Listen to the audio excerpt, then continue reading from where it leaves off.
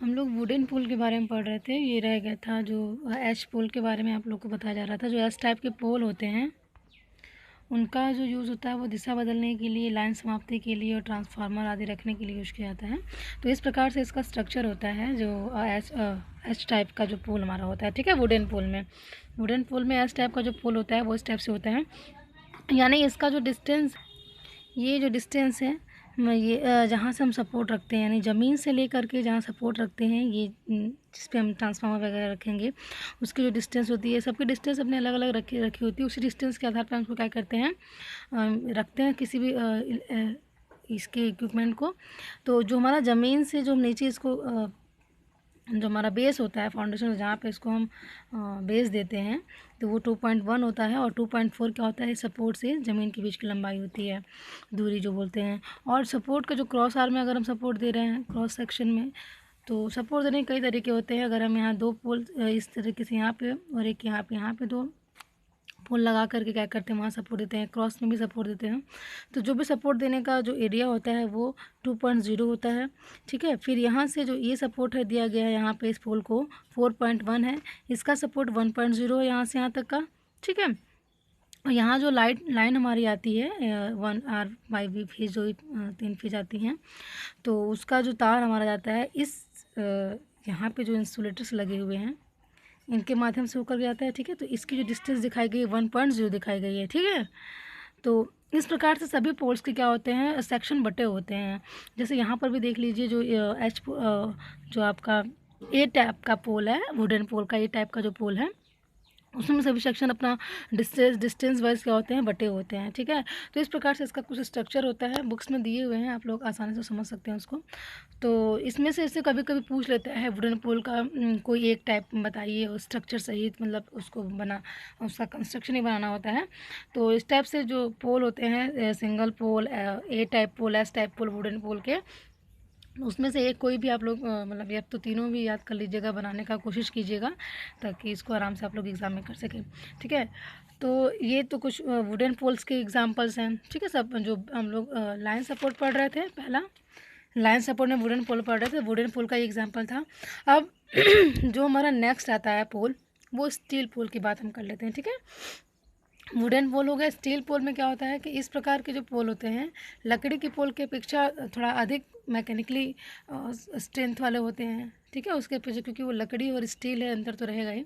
तो स्टील पोल जो होता है, नेक्स्ट जो लाइन सपोर्ट के पार्ट्स हैं, इस प्रकार स्टील पोल जो होते हैं, इस प्रकार के पोल लकड़ी के पोल की अपेक्षा अधिक टिकाऊ एवं मैकेनिकली पावर यानी यांत्रिक शक्ति के होते हैं, ठीक है। स्टील टाइप पोल निम्नलिखित प्रकार के होते हैं, इनका सुरक्षा गुणांक 2.5 होता है। और 3 स्टेप के स्टील नलीय प्रारूपी में वो जो होते हैं, जो 3 स्टेप के हमारे स्टील पोल होते हैं, वो क्या है, इसमें है कि 3 स्टेप के स्टील नली प्रारूपी में ऊपरी व्यास 0.075 मीटर और मध्य व्यास 0.10 मीटर व नीचे का व्यास 0.125 मीटर होता है, ठीक है। यानी इस प्रकार से इसके जो जैसे ये पोल है, स्टील पोल है, ठीक है, इसके जो डिस्टेंस पे चौड़ाई जो बढ़ती है वो इस प्रकार से, पहले में क्या होगा, जो हमारे स्टील टेबुलर पोल होते हैं, यानी कि 3 जो स्टील नली जिसको बोलते हैं हिंदी में, स्टील टेबुलर पोल, ठीक है। तो इसमें क्या कहा गया है कि ऊपरी व्यास जो होता है इसका 0.075 होता है। ये व्यास जो है इस पोल की जो चौड़ाई है 0.075 होती है स्टील पोल में, ठीक है। और मध्य व्यास कितना होता है, 0.10 मीटर होता है। ये मध्य व्यास है 0.10 मीटर, और नीचे का व्यास क्या होगा, 0.125, यानी यहाँ पतला होता है, यहाँ थोड़ा चौड़ा और यहाँ थोड़ा चौड़ा। इस प्रकार से पोल्स क्या होते हैं, बने होते हैं स्टील पोल्स। फिर इस पोल को बनाने के बाद क्या, जैसे अब ये पोल स्टील पोल बन गया है, यानी जो लकड़ी के जो पोल हमारे थे उसमें क्या था कि ऐसा नहीं था कि फर्स्ट में चौड़ा था, फिर थोड़ा इसकी व्यास अलग थी, निचली व्यास अलग थी। उसमें क्या था कि ऊपरी जो व्यास हमारा कम होता है और नीचे का व्यास थोड़ा अधिक होता है, जैसा कि पोल्स में दिखाया गया है। जो पहले आप लोग बताया गया था कि जो हमारा वुडन पोल होता है उसको 38 होता है, ठीक है। ऊपरी व्यास 38 और निचली व्यास क्या होता है, 66 मीटर होता है, ठीक है ना। 38 सेंटीमीटर जो होता है ये ऊपरी व्यास होता है वुडन पोल में, 38 सेंटीमीटर ऊपरी व्यास और निचली व्यास क्या होता है 66 सेंटीमीटर होता है। ठीक है, तो इसी प्रकार जैसे हमारा ये वुडन पोल का था, तो स्टील पोल में क्या होते हैं कि 3 पार्ट में बटे होते हैं इसके जो व्यास होते हैं। यानी पहला व्यास जो होता है स्टील पोल का, यानी चौड़ाई की बात अगर करें तो 0.075, दूसरा मध्य में जो होता है 0.10, उसकी चौड़ाई थोड़ी बढ़ जाती है व्यास, और ये 0.125 हो जाता है थर्ड वाला पार्ट। ठीक है, तो इन 3 स्टेप्स में क्या होते हैं स्टील पोल हमारे बट्टे होते हैं। फिर ऊपर हमारा यही इंसुलेटर जहाँ से हमारी लाइन जाती है ओवरहेड लाइन, उसके लिए यहाँ पे इंसुलेटर लगे होते हैं।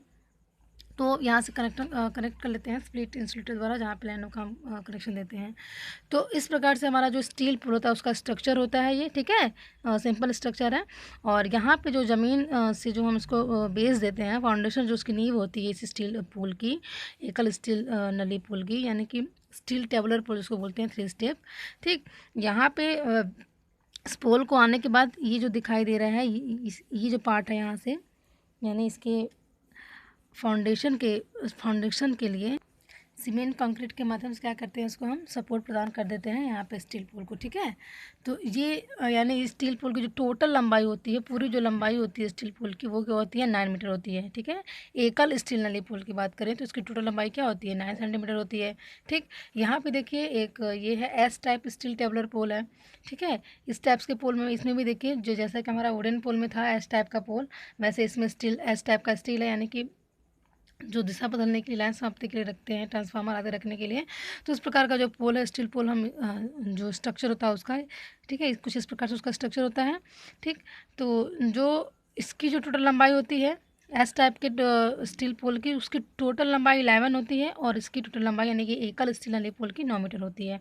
ठीक है, इसमें हर एक सेक्शन का अपना अलग अलग डिस्टेंस होता है। ठीक, तो सभी सेक्शन को डिस्टेंस वाइज यहाँ बांट दिया गया है, और इसमें दिखाया गया है किस प्रकार से हम यहाँ पे किसी ट्रांसफार्मर वगैरह को स्टील पोल पे रख सकते हैं। ठीक है, उसके लिए स्ट्रक्चर होते हैं ये सब। और जो ये स्टील पोल होते हैं ये भी रेटेड होते हैं, डिसाइडेड होते हैं कि कितने वोल्टेज के लिए, कितने केवी वोल्टेज के तक के लिए हम इसको यूज़ कर रहे हैं। ठीक, अगर हम एकल व एच प्रारूपी अगर हम पोल यूज़ करते हैं स्टील टेबुलर पोल का, तो 11 केवी तक के वोल्टेज को सहन करने के लिए, या फिर 11 केवी तक के वोल्टेज को ट्रांसमिट करने के लिए इस पोल का यूज़ किया जाता है। ठीक है, इसकी स्पान क्या होती है, स्पान 100 मीटर होती है, यानी कि एक पुल से दूसरे पोल के बीच की लंबाई, यानी एक ओवरहेड लाइन जो हमारी ओवरहेड लाइन जो जाती है एक पुल से दूसरे पोल के बीच में, उसकी जो डिस्टेंस होती है वो 100 मीटर होती है। यहाँ पर देखिए बताया गया है, इसके मदद समझिएगा। जो हमारा टाइप होता है, यानी पोल का टाइप क्या होता है, एकल टाइप होता है, सिंगल टाइप एस टाइप, और एंगल आयरन को जोड़ करके एक टाइप बनता है। ठीक, तो जो हमारे प्रकार होते हैं स्टील टेबुलर पोल 3 स्टेप जिसको बोलते हैं, रेल पोल होता है, स्टील इलेक्ट्रिक पोल होता है। रेल पोल यानी रेलवे में जो पोल यूज़ किया जाता है, ठीक है, उसकी बात हो रही है यहाँ पे। प्रारूप है, यानी एकल व एच प्रारूपी अगर है तो 11 के तक के वोल्टेज के लिए यूज़ होगा। उसका स्पान क्या होगा 100 मीटर होगा। लंबाई कितनी होती है 8.5 मीटर से 12.12 मीटर तक। ठीक है ना, और इसकी जो आयु होती है 50 ईयर्स तक ये चल सकता है। ठीक, 50 साल तक का ये चल सकता है। इसके बाद रेल पोल की क्या होती है हमारी, रेल पोल का जो आयु होता है वो 80 से 100 साल तक का होता है। ठीक है, ये भी रेटेड होता है 33 केवी या 66 केवी के वोल्टेज को ले जाने के लिए रेल पोल का यूज़ करते हैं। ठीक, इसका स्पान क्या होता है 150 और 200 मीटर होता है। इसी प्रकार से इसका भी है स्टील इलेक्ट्रिक पोल का कि 66 इसकी वोल्टेज कैपेसिटी होती है। इस पोल की एक किसी भी ओवरहेड लाइन को ले जाने की कैपेसिटी जो होती है, स्ट्रेंथ जो होती है इसकी, ये 66 के भी वोल्टेज तक को ये ले जा सकता है। ठीक है, 150 इसका स्पान होता है, 9 या 15 मीटर जो इसकी लंबाई होती है। ठीक है, अपना यूज़ के हिसाब से इसको हम लोग मतलब जैसा हमको ज़रूरत है उसके हिसाब से हम लोग उसको यूज़ करते हैं, 9 सेंटीमीटर 15 सेंटीमीटर। ठीक है, और इसकी जो आयु होती है वो क्या होती है 150 साल होती है। इस प्रकार से हमारे स्टील पोल्स होते हैं। ठीक है, इस प्रकार से इसके स्ट्रक्चर होते बनावट होती है। ये स्टील पोल का एक है स्टील लैटिक पोल, जिसको एंगल आयरन पोल भी बोलते हैं। एंगल आयरन जोड़ से जो बनता है स्टील आयरन पोल। ठीक है, स्टील लैटिक पोल जिसको बोलते हैं फॉर 2 सर्किट के लिए, 2 सर्किट के लिए, यानी कि RYB एक सर्किट इधर जा रही है और एक सर्किट इधर जा रही है। ठीक है, तो इनके लिए क्या होता है, ये हमारे स्टील लैटिक पोल के स्ट्रक्चर हैं जो एंगल आयरन को जोड़ के बनाए जाते हैं। ठीक है, यानी इसको यहाँ से RYB दो सर्किट के लिए। ठीक है, अब तक हम लोग जो पढ़ रहे थे वो क्या था, एक सर्किट के लिए था।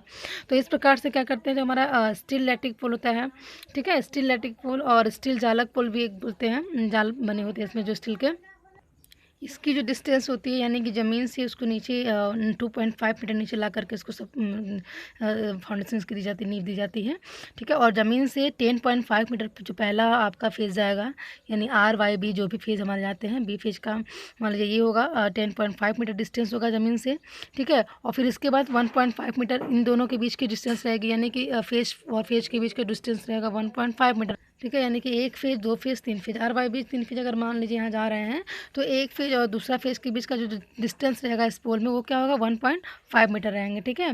वैसे ही 1.5 मीटर 1.5 मीटर, ठीक। यहाँ से एक लाइन गई, एक लाइन यहाँ से, एक लाइन यहाँ से, एक सर्किट के लिए और एक सर्किट के लिए इधर से, तो ये हमारा क्या है, फॉर 2 सर्किट के लिए स्टील इलेक्ट्रिक पोल है, ठीक है। इस प्रकार से ये पोल्स होते हैं। तो ये पोल्स का हम यूज़ जैसे 11 kV 132 kV 400 kV तक के लिए भी हम कर सकते हैं। डिज़ाइन अपने अलग अलग होती हैं इनकी, कैपेसिटी के अनुसार टावर का हम क्या करते हैं, यूज़ करते हैं, ठीक। तो ये पोल हमारे हो गए स्टील इलेक्ट्रिक पोल। इसी प्रकार से एक सर्किट के लिए जो स्टील जालक पोल होते हैं वो एक यानी कि आर वाई बी एक सर्किट के लिए ऐसे इस प्रकार से यूज़ होंगे, और ये 2 सर्किट के लिए है और ये एक सर्किट के लिए। तो इसकी भी डिस्टेंस यहाँ पे देखिए दे रखे हैं 6.5 मीटर, यहाँ से ज़मीन से लेकर के इस पहले वाले जहाँ पे एंगल आयरन जोड़ा गया है वहाँ तक की डिस्टेंस, फिर 1.5 ये डिस्टेंस है और 1.5 इसको और इसके बीच की डिस्टेंस है, ठीक है ना। ऊपर में भी देखिए इसका जो व्यास होता है ऊपर में 0.45 होता है, ऊपर ही जो व्यास होती है 0.45, और नीचे आकर थोड़ा ये चौड़ा हो जाता है, यानी 0.75 हो जाते हैं। सिंगल पुल अगर एक सर्किट की बात करें तो उसके लिए जो हमारा स्टील पुल होता है। और डबल सर्किट में क्या होता है कि ये जो व्यास थोड़ा सा बढ़ता है, यानी कि ऊपरी व्यास जो होता है इसका 0.45 रहेगा, निचली व्यास थोड़ा बढ़ जाता है 0.9, ठीक है। तो इस प्रकार से हमारा steel electric pole for 2 circuit के लिए, फॉर 1 सर्किट के लिए आप लोगों ने देखा किस प्रकार से स्ट्रक्चर इसके होते हैं। तो ये आप लोग इसको भी थोड़ा सा रिवाइज कीजिएगा किस प्रकार से बनते हैं, है ना। क्योंकि इसका जो स्ट्रक्चर होता है वो पूछता है, विद डायग्राम ये क्वेश्चन आते हैं, इसलिए इस डायग्राम को बनाने की भी कोशिश कीजिएगा। सिंपल है, एक दो बार समझ कर बनाइएगा तो आसानी से आ जाएगा आप लोग को बनाने। तो इस प्रकार के जो हमारे स्टील पोल हैं वो होते हैं, ठीक। अब हम नेक्स्ट बात करें, हमने अभी लाइन सपोर्ट में वुडन पोल की बात की और स्टील पोल की बात की, ठीक है। अब इसके बाद हम बात करते हैं सीमेंट कंक्रीट वाला पोल। आप लोगों ने देखा होगा एक लकड़ी का पोल होता है, स्टील का पोल होता है, सीमेंट कंक्रीट वाला भी पोल होता है, ठीक है। अधिकांशतः जो गांव में यूज़ किया जाता है। तो सीमेंट कंक्रीट का जो पोल होता है वो क्या होता है देख लेते हैं। देखिए जो सीमेंट कंक्रीट पोल संरचना 2 प्रकार से होती है। पहला होता है प्रीकॉस्ट और दूसरा होता है प्रतिबलित। सीमेंट कंक्रीट पोल क्या है, ये 2 प्रकार के होते हैं, पहला प्रीकॉस्ट और दूसरा क्या होता है प्रतिबलित, यानी सीमेंट कंक्रीट पोल, ठीक है। तो इसकी आयु जो होती है, इनकी आयु सीमेंट कंक्रीट पोल की क्या होती है, इनकी आयु अधिक होती है तथा आसानी से निर्मित किया सकते हैं। सीमेंट कंक्रीट के मात्रा में आसानी से मिल जाती है, इसलिए इसको हम आसानी से निर्मित कर सकते हैं। और इनका जो सेफ्टी फैक्टर होता है 2.5, और आयु कितनी होती है 100 वर्ष तक की होती है। जो हमारे स्टील कंक्रीट पोल होते हैं इनकी आयु क्या होती है 100 वर्ष तक की होती है। और इसमें देख लीजिए इससे 100 साल से अधिक भी इसकी आयु होती है, 150 साल होती है स्टील आयरन पोल की, जो स्टील पोल होते हैं, ठीक। तो अब इस प्रकार से जो उसकी आयु होती है, यानी सीमेंट कंक्रीट की आयु होती है मैक्सिमम 100 ईयर्स होती है। ये काफ़ी दृढ़ व रासायनिक या वातावरण प्रभाव से मुक्त होते हैं। चूँकि सीमेंट कंक्रीट के होते हैं इसलिए तो कोई केमिकल इफेक्ट तो पड़ता नहीं है, ठीक है। दृढ़ मजबूत होते हैं, ठीक है। और ऊपर की जो इसकी इसमें भी जो ऊपर का जो उसका व्यास होता है 0.25 मीटर स्क्वायर तथा 0.30 मीटर स्क्वायर विड्थ की होती है। और ऊपर जाकर ये वर्गाकार हो जाते हैं थोड़े से, यानी जैसे कि जैसा अन्य पोल में दिखाया गया है कि जो हमारे पोल जो सपोर्ट के रूप में यूज़ किए जाते हैं ऊपरी पार्ट थोड़ा सा जो व्यास होता है उसका कम होता है, और निचली जाते जाते थोड़ा थोड़ा उसका व्यास क्या होता है बढ़ते हुए चला जाता है। ऊपर की अपेक्षा निचली व्यास हमारा क्या थोड़ा सा अधिक होता है, ठीक है। इस प्रकार से पोल का निर्माण होता है सीमेंट कंक्रीट पोल का, तो सपोर्ट के लिए ही, ठीक है। ये चौड़ाई क्यों बढ़ती है यहाँ पे, सपोर्ट के लिए, ताकि अच्छा सपोर्ट ही मिल सके। और इसके जो टाइप्स होते हैं देखिए, पहला जो होता है प्रीकास्ट सीमेंट कंक्रीट पोल, जिसको पीसीसी बोलते हैं, प्रीकास्ट सीमेंट कंक्रीट पोल। प्रीकॉस्ट सीमेंट कंक्रीट पोल यानी पीसीसी पोल्स को बोलते हैं।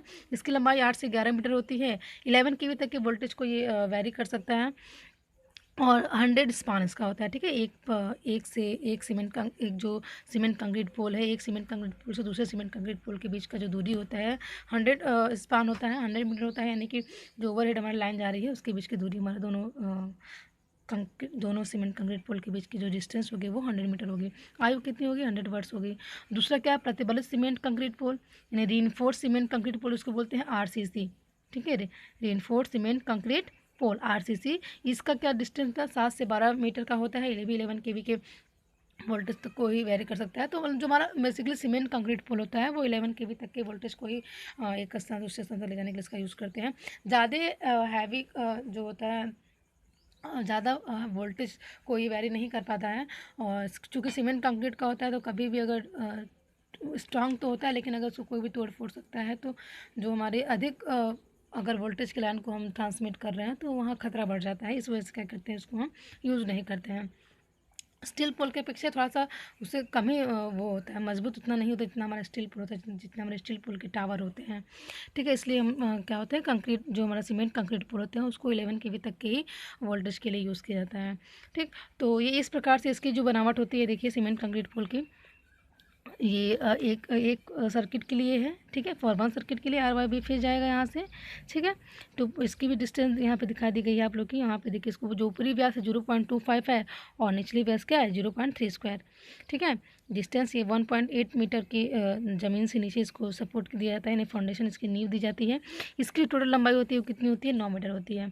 ठीक, स्टैंडर्ड लंबाई होती है सबकी। और ये देखिए हमारे दो के लिए है, फॉर 2 सर्किट के लिए हमारे पास ये पोल है, सीमेंट कंक्रीट वाले पोल। ठीक, एक सर्किट और इधर 2 सर्किट के लिए। ये हमारे यहाँ पे क्या लगे हैं, क्रॉस आर्म लगे हुए हैं इस तरीके से सपोर्ट के लिए यहाँ पे। ठीक है, सपोर्ट के लिए क्रॉस आर्म लगे होते हैं यहाँ पे, यानी जो हमारे ओवरहेड लाइन के इक्विपमेंट होते हैं, कंपोनेंट हैं, ये यहाँ पे क्रॉस आर्म इसमें। और ये इंसुलेटर्स यहाँ लगे होते हैं जिसके माध्यम से लाइट हमारी जिसको हम स्प्लिट इंसुलेटर लगे होते हैं, जिसको हम यहाँ से हम कनेक्ट करते हैं लाइनों को।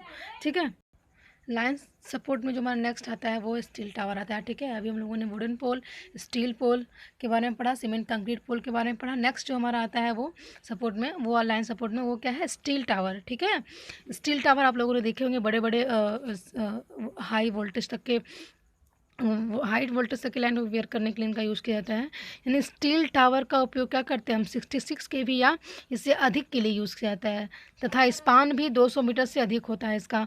इन टावरों की जो लंबाई होती है ज़मीन से 19.6 मीटर से 31.01 मीटर तक होती है, और इसका सेफ्टी फैक्टर क्या होता है, 1.5 मीटर होता है।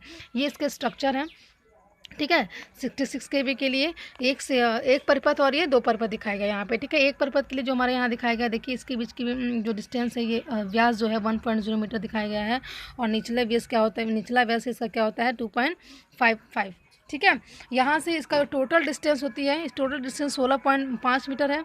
यहाँ से डिस्टेंस दिखाना है। सेकेंड वाला जो लाइन गया है और वाई फेज से अगर हम बात करें, वाई फेज से हमारा जो टोटल नीचे की डिस्टेंस है ज़मीन से 16.5 होता है।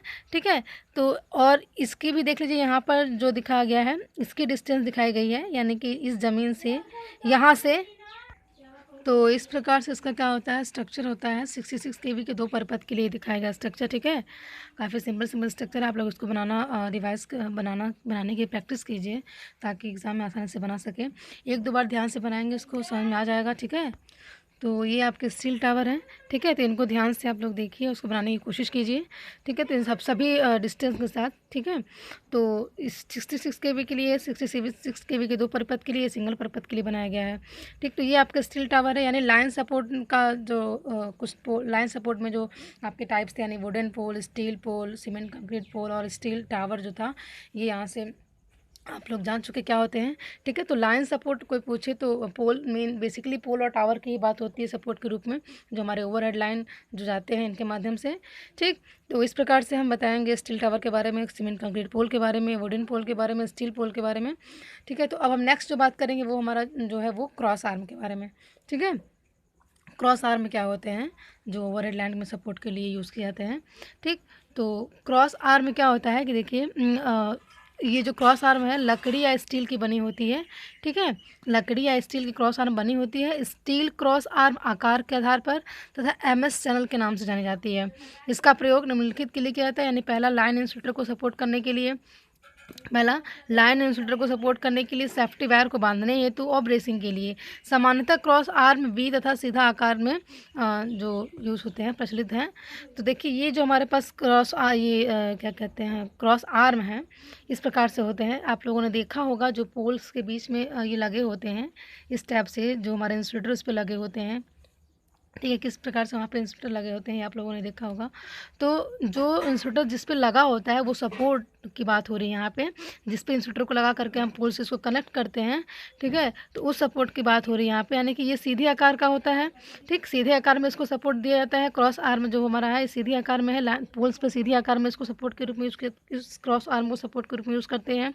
और यहाँ पे क्रॉस आर्म को दिखाया गया है, ये क्या है, वी शेप में है, ठीक है, ये वी शेप में हम क्रॉस आर्म जो पोल के ऊपर इंसुलेटर वगैरह को कनेक्ट करने के लिए, सपोर्ट करने के लिए यूज़ करते हैं और पोल को भी सपोर्ट करने के लिए यूज़ करते हैं, वो हमारा वी टाइप का क्रॉस आर्म इस प्रकार से कुछ इसका स्ट्रक्चर होता है, ठीक है। तो ये हमारे क्रॉस आर्म होते हैं जो कि हम ये जो इसका लाइन इंसुलेटर को सपोर्ट करने के लिए इसका यूज़ किया जाता है और पोल्स को भी सपोर्ट प्रदान करता है ये, ठीक। तो इस प्रकार से हमारा जो सीधा वाला जो ये है, यानी कि इसको हम सीधी आकार में क्रॉस आर्म इसको बोल सकते हैं, सीधी आकार वाला क्रॉस आर्म, और ये बी टाइप का क्रॉस आर्म बोल सकते हैं इसको हम लोग, ठीक है। तो ये हमारा सपोर्ट है, लाइन सपोर्ट के लिए यूज़ किए जाते हैं, पोल को ही सपोर्ट के लिए यूज़ किए जाते हैं, क्योंकि पोल हमारा काफ़ी स्ट्रेंथ वाला होना चाहिए, जो भी इस पर इक्विपमेंट्स लगे हुए हैं उन सभी को एक अच्छा स्ट्रेंथ मिले, अच्छा सपोर्ट मिले, तो इसीलिए हम इन सारे इक्विपमेंट्स कंपोनेंट का क्या करते हैं, यूज़ करते हैं ओवरहेड लाइन के लिए, ठीक है। आप लोगों ने इस टाइप से कुछ देखे भी होंगे जो हमारे क्रॉस आर्म हैं, ठीक। तो इस टाइप से हमारे क्रॉस आर्म हैं जो कि यूज़ होते हैं हमारे लाइन सपोर्ट के लिए, और कंपोनेंट होते हैं ओवरहेड लाइन के, ठीक। अब नेक्स्ट हम लोग बात अगर करें लाइन सपोर्ट के बारे में, आप लोग पढ़े हैं, ठीक है, अभी लाइन सपोर्ट के बारे में पढ़े हैं, फिर क्रॉस आर्म के बारे में जाने क्या होता है, किस प्रकार से उसका यूज़ करते हैं हम लोग, ठीक है। नेक्स्ट जो हमारा आता है ओवरहेड लाइन के जो कंपोनेंट में जो नेक्स्ट जो हमारा आता है वो क्या, हमारा क्लैंप आता है, ठीक है। क्लैंप का यूज़ हम क्या करते हैं, क्लैंप का जो प्रयोग है वो क्रॉस आर्म पर इंसुलेटर, पोल पर इंसुलेटर, ठीक है। देखिए जो हमारे क्रॉस आर्म पे इंसुलेटर लगे होते हैं इस प्रकार से, इस इंसुलेटर की बात हो रही है, इस टाइप से इंसुलेटर, ठीक है, जो क्रॉस आर्म पे इंसुलेटर लगे होते हैं, ये वी टाइप के क्रॉस आर्म पे इंसुलेटर लगा हुआ है, ठीक। तो क्रॉस आर्म पर इंसुलेटर, पोल पर जो इंसुलेटर लगे होते हैं, bracing, earth wire, take wire, danger plate आदि को स्थापित करने के लिए इसका यूज़ किया जाता है, ठीक है, क्लैंप है। तो ई टाइप, एफ टाइप का क्लैंप यूज़ करते हैं फॉर पिन इंसुलेटर के लिए, अगर हम पिन इंसुलेटर जहाँ पे लगा रहे हैं उसके लिए हम क्लैंप ई टाइप या एफ टाइप का क्लैंप यूज़ करते हैं, ठीक है। अलग अलग इंसुलेटरों के लिए हम अलग अलग क्लैंप का यूज़ करते हैं। डी और आई टाइप के क्लैंप का यूज़